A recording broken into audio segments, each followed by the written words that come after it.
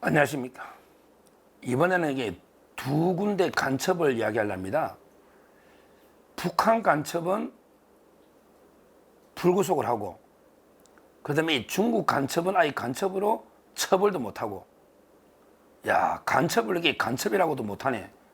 홍길동이가 아버지를 아버지라고, 형을 형이라고 이게 못 부른 것처럼 중국 간첩은 이게 간첩도 아닌, 이런 게 우리나라 문제. 이 두 가지 중요한 사건이 있었기 때문에 오늘 묶어서 한번 보겠습니다.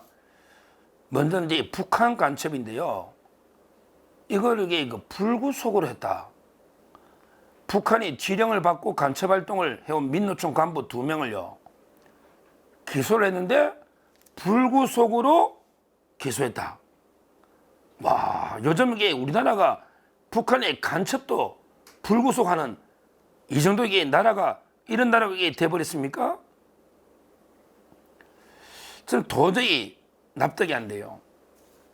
이게요, 원래는 이게 저번에 석고노라고 이야기했죠.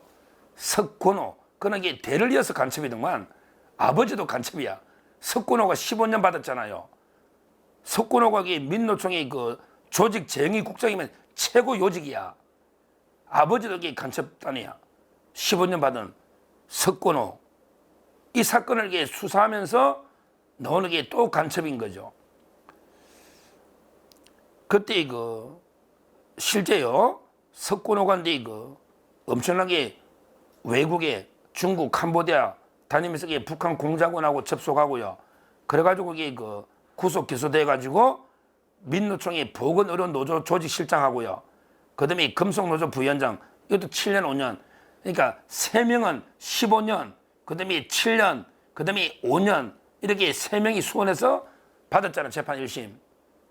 그때 석고노가 주범으로 15년, 그 다음에 민노총의 보건의료노조 조직실장이 7년, 그 다음에 금속노조 부위원장 5년, 이렇게 받았는데, 이 사건을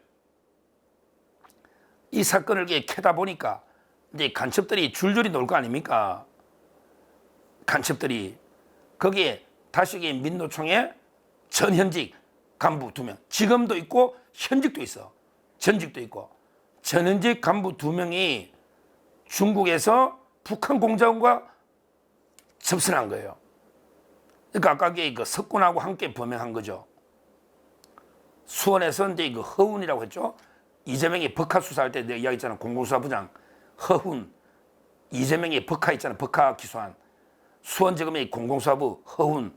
이제 민노총 간부 전직, 현직 2명을 이게 국가보안법으로 기소를 했는데, 이 자들이 2018년 9월 달에 석권호하고 중국 광저우로 가가지고 북한의 문화교류국 공작원과 접선하고 지령을 받고 중국의 광주에서 북한 문화교류국의 공작원하고 접선하고 지령받고 오가기에 간첩활동을 한 거예요. 그러면 이게 얼마나 이게 중대한 겁니까? 지금 이게 석권호 보면 북한의 지령문이 90건에 북한에 보낸 보고문 24건, 엄청난 게 간첩단 사건이고, 이 2명도 직접 중국까지 가서 이게 북한 공작원하고 접촉하고 간첩한 거 아니에요. 주경이 다 나왔잖아. 근데 수원지검, 근데 허훈 부장,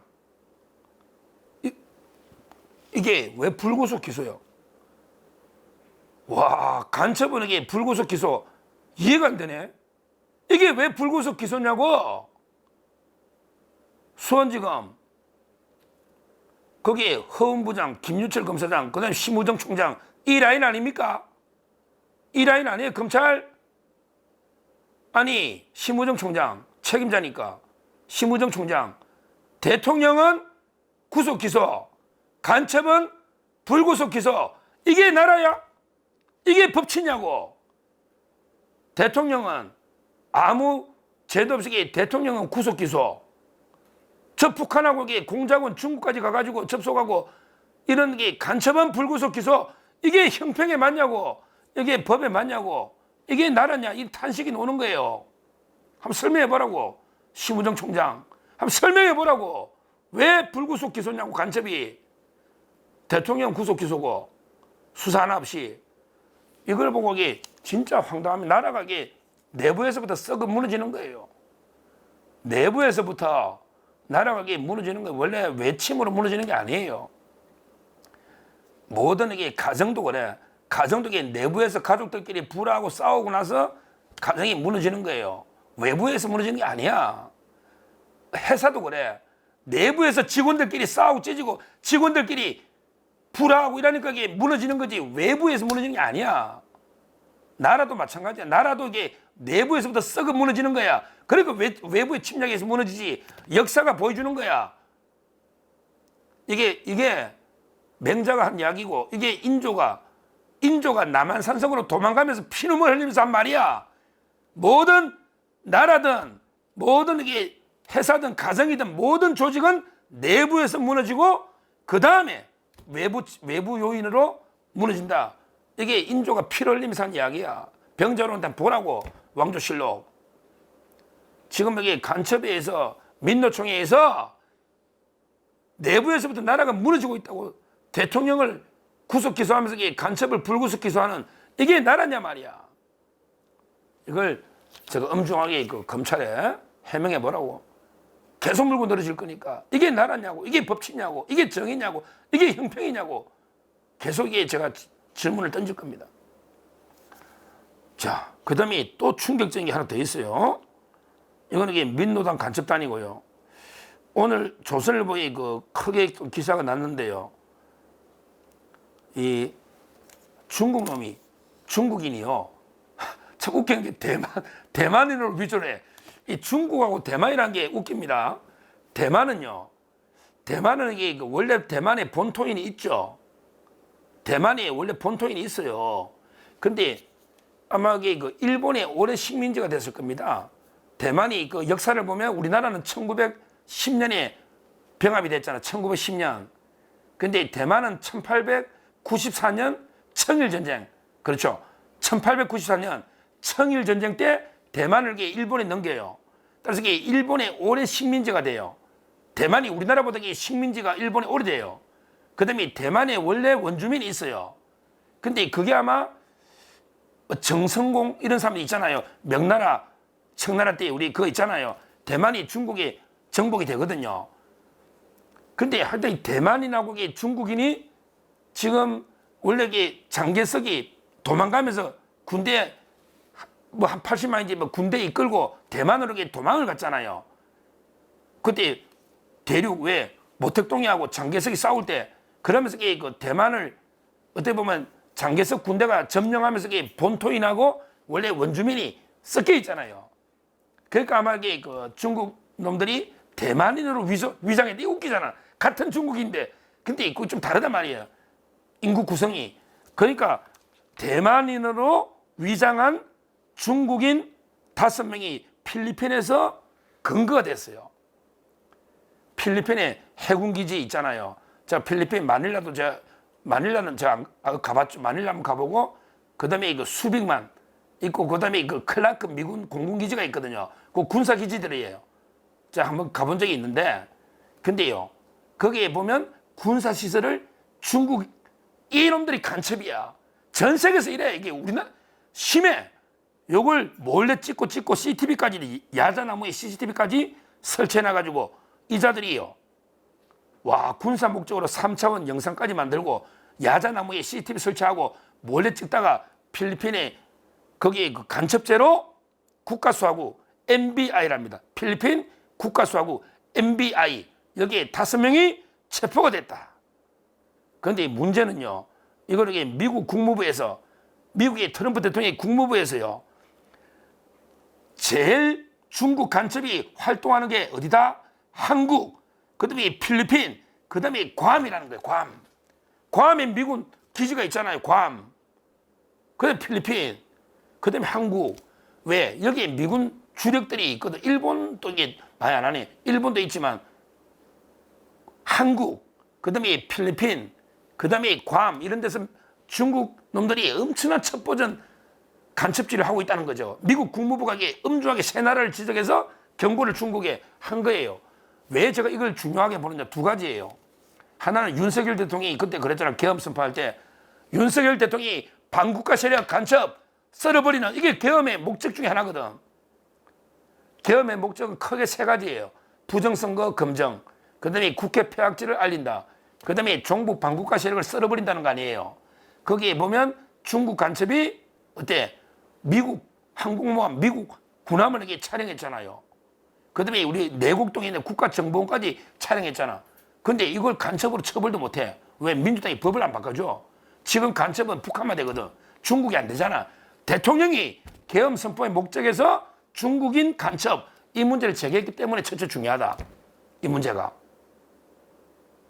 그럼 두 번째, 왜 우리 형법은 왜 중국한테 눈치 봐서 필리핀은 간첩으로 잡아야 했는데 왜 우리는 간첩이 북한으로 좁혀서 중국은 간첩으로 잡지도 못하느냐. 이 문제를 제가 다시 제기하는 겁니다. 이재명 민주당 빨리 형법 개정해라. 아니 왜 간첩을 좁히냐. 미국이든 일본이든 중국이든 우리 기밀 빼가면 간첩이지. 중국이 우리 기밀 빼간 게 한 100개 넘을걸? 내가 살려본 건 아니야. 근데 어제 부산역 집회 그라운드 C씨가 그러더라. 그라운드 C가 뭐 거짓말 하겠냐. 중국이 기밀 빼간 게 100개 넘는데 그거는 따지려면 내한테 따지지만 그라운드 C한테 한번 물어보고. 근데 왜 간첩으로 처벌 못하냐고. 중국이 기밀 많이 빼간 거는 우리가 경험칙으로 알 수 있잖아. 이걸 내가 입증해야 되나? 경험칙으로 알 수 있잖아. 100건이 넘는데 그라운드 C 말은 실제 많고. 그런데 대통령이 그랬잖아. 왜 국정원에 내곡동 촬영하고 그다음에 미국의 그 군함을 촬영하고 부산에서 그런데 간첩도 처벌 못하는 이 현실을 대통령이 통탄해서 계엄 선포 이유 중에 들어가 있단 말이에요. 그래서 이게 중요하다는 거예요. 빨리 우리 형법도 외국 간첩죄의 대상을 적국이 아니고 외국으로 바꾸면 이게 중국이 간첩죄를 처벌할 수 있잖아요. 간첩은 형량이 높잖아. 근데 그냥 군사기밀이나 공무상 기밀 넣는 게 형량이 낮단 말이야. 낮잖아요. 빨리 형법을 바꿔야 된다. 그리고 대통령이 계엄의 중요한 동기 중에 하나가 이게 종북 반국가 세력 간첩을 쓰는 건데 그 점에서 중요하기 때문에 이번에 필리핀에서 대규모 중국인 간첩이 적발됐고 미국에서 특히 한국, 필리핀, 괌에서 중국인 간첩들이 압력하고 있다. 이걸 엄중하게 경고했다는 거죠. 이건 상당히 중요합니다. 결론적으로 보세요. 북한이 그 지령받은 민노총 자생적인 간첩이잖아요. 북한 간첩. 어느 게 불구속 기소하고 대통령 구속 기소하고 이것도 문제고. 그 다음에 필리핀은 간첩으로 중국 애들 일망타진하는데 우리나라는 이게 똑같은 기밀이 유출돼도 중국 앞에 꼼짝도 못해서 간첩죄로 처벌도 못하는 이 현실이 이게 나라냐. 이런 게 통탄이 나오는 겁니다. 나오는 겁니다. 하여튼 중요한 거는 빨리 북한 간첩들 민노총 특히 엄단해야 된다. 빨리 구속해서 엄단해야 된다. 촉구하고 그 다음에 그 형법에 간첩죄는 중국이 당연히 포함되어야 되니까 북한으로 좁히면 안 되고 외국으로 빨리 형법을 개정해야 된다. 이렇게 말씀드립니다. 감사합니다.